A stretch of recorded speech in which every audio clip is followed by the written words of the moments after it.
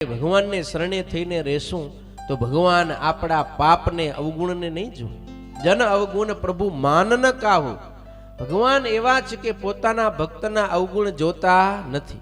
પછી બીજા ચાળી કર્યો કે ભગવાન આનો પક્ષ તમે રાખો રહ્યા, પણ આ તો આવો છે, આ તો આવો છે એમ કોઈક બીજા કે ને તો એ જન અવગુણ પ્રભુ માન ન કાહુ. બીજા કે છતાંય પણ પોતાના ભગતનો અવગુણ પ્રભુ માને નહીં. હા, ઈ કે મારો છે ને એટલે બસ મારો ઈ સારો, સમજે ને. લોકમાં એવો રિવાજ છે ખબર હે, માને એનો દીકરો સારામાં સારો લાગે, ભલે ને આખા ગામમાં સૌથી ખરાબમાં ખરાબ હોય તો માને છોરો કયો સારો લાગે, પોતાનો જ સારો લાગે. એમ ભગવાનને પણ પોતાના ભક્ત જ વાલા અને સારા લાગે, પણ આપણે ભગવાનના ભગત થાવું પડે. એને શરણે રહેશું તો ભગવાન ચોક્કસ આપણા પર દયા કરશે. સુખદેવજી મહારાજ કહે છે, ય એતદ પૂતના મોક્ષમ કૃષ્ણસ્યા ભરકમદ્ભુતમ શૃણુયાદ શ્રદ્ધયા મર્ત્યો ગોવિંદે લભતે રતિમ. ગોવિંદે લભતે રતિમ. જે કોઈ મનુષ્ય શ્રદ્ધાથી આ પૂતના વધરૂપ ભગવાન શ્રી કૃષ્ણનું ચરિત્ર એને સાંભળશે કે ગાશે, એને ગોવિંદે લભતે રતિમ, એને ભગવાન શ્રી કૃષ્ણને વિશે અપાર પ્રેમ ભક્તિની પ્રાપ્તિ થશે. આવી રીતે ભગવાને પૂતનાનો વધ કરેલો છે. સુખદેવજી મહારાજ કહે કે હે પરીક્ષિત રાજન, ભગવાન શ્રી કૃષ્ણ આ રીતે અનેક લીલાઓ કરતા થકા ગોકુળની અંદર મોટા થઈ રહ્યા છે. એક દિવસ યશોદા મૈયાએ બાળ પ્રભુને સ્તનપાન કરાવી નીચે વસ્ત્ર પાથરીને એના ઉપર પોઢાડ્યા, અને જેવા નીચે પોઢાડ્યા કે બાળ પ્રભુએ પોતાની મેળે જ જાતે જ પડખું ફેરવ્યું. ભગવાને પડખું ફેરવ્યું એટલે યશોદા મૈયા તો મોજમાં આવી ગયો. રાજ રાણી વાત વાતમાં આનંદમાં આવી જાય, મોજ આવી જાય. યશોદા મૈયાને થઈ ગયું, લે મારો લાલો તો મોટો થઈ ગયો. આપ મેળે પડખું ફર્યો એટલે તરત જ નાઈને બોલાવ્યો. અરે નાઈ લગા દે પૂરે વ્રજ મેં દુહાઈ, કે આખા વ્રજ મંડળમાં બધાને જાણ કર, આજે નંદનો લાલો મોટો થઈ ગયો, માટે નંદાલયમાં ઉત્સવ કરવા માટે ચાલો. અને નાઈ એટલે વાળંદો આખા એ વ્રજમાં સાદ પાડ્યો, અને વ્રજની ગોપીઓ બધી રાજી થતી થતી નંદાલયમાં આવી છે લાલાના ગીત ગાવા માટે. ને આ બાજુ બાળ પ્રભુ ત્યાં સુધી તો પોઢી ગયા, અને એ ગોપીઓ આવી અને વધાઈ આપવા માંડી. અરે યશોદા રાણી બધાઈ હો, બધાઈ હો, બધાઈ હો. યશોદા મિયા કે વધાઈ પછી આપજો, હમણાં ચૂપ રહ્યો, અવાજ ના કરો. એ કે હો જોતા નથી મારો લાલો સૂતો છે. ગોપીઓ કે એક તો આમંત્રણ આપીને બોલાવ્યું કે હાલો ગીત ગાવા, અને હવે કે ચૂપ રહ્યો તો ચૂપચાપ રહીને કઈ ગીત ગવાય? આવડે એવું તમને આવડે એમ ચૂપ રહેવાનું ને પાછું ગીત ગાવાનું એવું આવડે? એ કે એ બે ભેગું નહીં થાય. હોય કે અમે તો આવી એટલે હવે ગાશું, નાચશું ને ઉત્સવ કરશું.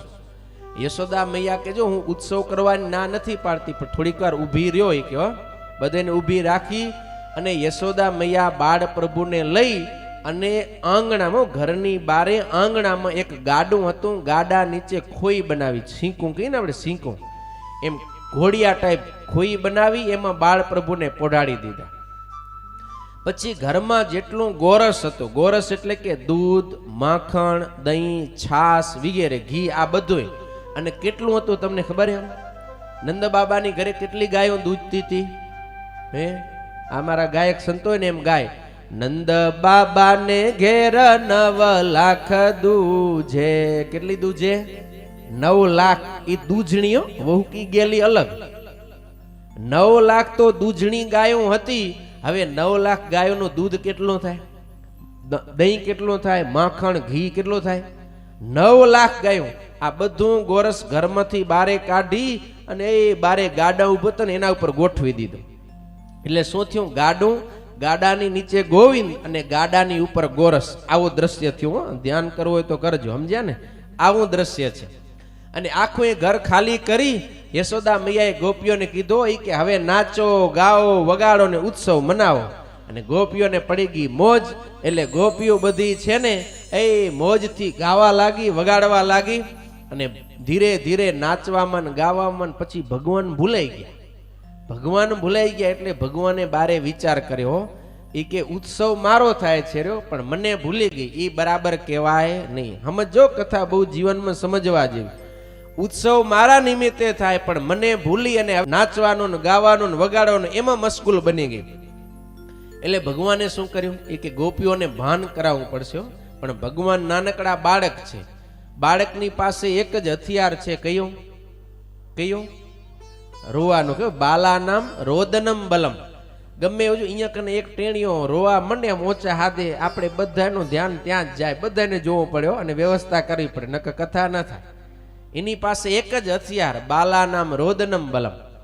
ભગવાને રડવાનું ચાલુ કર્યું, પણ ઓલા વાજિંત્ર એવા વગાડતા હતા કે સંભળાણો નહીં. પછી ભગવાને વોલ્યુમ વધાર્યું આમ, પણ છતાંય ના સંભળાણો. એટલે ભગવાને થયું કે આ તો આજે સાંભળશે નહીં. ત્યાં બીજી બાજુ શું થયું, મથુરામાંથી કંસ રાજાએ પૂતનાને મૂકી હતી, એ પૂતના પાછી ના આવી. એટલે કંસ રાજાએ ફરીથી એક બીજા અસુરને મૂક્યો, ને એ અસુર હતો શકટાસુર. એટલે આમ તો અસુર જ હતો, પણ અહીંયા કને ગાડામાં આવીને એને પ્રવેશ કર્યો. શા માટે? કે ગાડામાં પ્રભુ પોઢ્યા હતા ને, એને એમ કે ગાડું ભાંગીને એને મારી નાખું એમ, આ કનૈયાને. એટલે એને ગાડામાં પ્રવેશ કર્યો. ગાડાને સંસ્કૃતમાં કહેવાય શકટ, એટલે એનું નામ પડી ગયો શકટાસુર. એ શકટાસુર આવ્યો અને જે ગાડામાં બાળ પ્રભુ પોઢ્યા હતા એમાં એને પ્રવેશ કર્યો. ભગવાનને ખબર પડી કે મામાએ મોકલાવેલો અસુર આવ્યો છે. એટલે તરત જ આ બાજુ રડવાનું ચાલુ કર્યું, કોઈ સાંભળતા નથી, બાળકો રમી રહ્યા છે. એવા સમયમાં જ ભગવાને રડતા રડતા જ જોરથી એક ચરણ એટલે કે પોતાનો પગ એ ગાડાને માર્યો લાત. એ ગાડો આકાશમાં ઉછળ્યો અને ચક્કર ચક્કર ફરતું ફરતું નીચે પડ્યો અને ભાંગીને ભૂકો થઈ ગયો. એમાં રહેલો જે શકટાસુર એનો એ નાશ થયો. આકાશ માર્ગે દેવતાઓ આવ્યા, ભગવાન પર પુષ્પની વૃષ્ટિ કરી, જય જય નો નાદ કર્યો. બોલો કૃષ્ણ કનૈયા લાલ કી. આવી રીતે ભગવાને શકટાસુરનો પણ નાશ કર્યો. પણ ગાડું આકાશમાં ઉછળી નીચે પડ્યો, તે અવાજ તો ભયંકર આવે.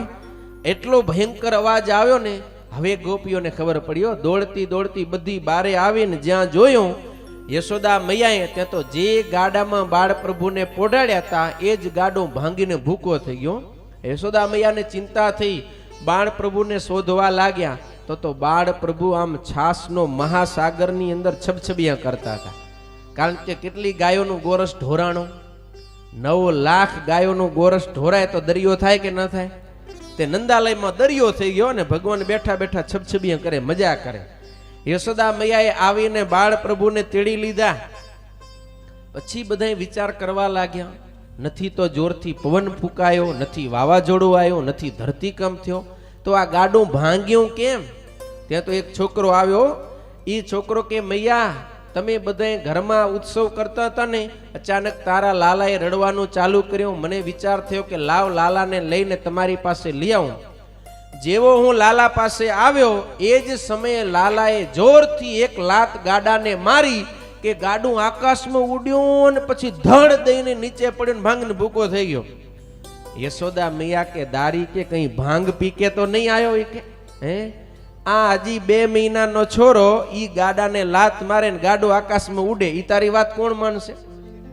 છોરો કે મૈયા તેરે સરકી સોગંદ મેને નજરે દેખા, તેરે લલ્લા ને ही ગાડી તોડ દી. એમ છોરાએ કીધું, પણ કોઈને માન્યો નહીં. કોણ માને? પણ એ સત્ય હતું, પણ કોઈને ખબર નથી કે આ લાલો નથી, આ તો ભગવાન છે.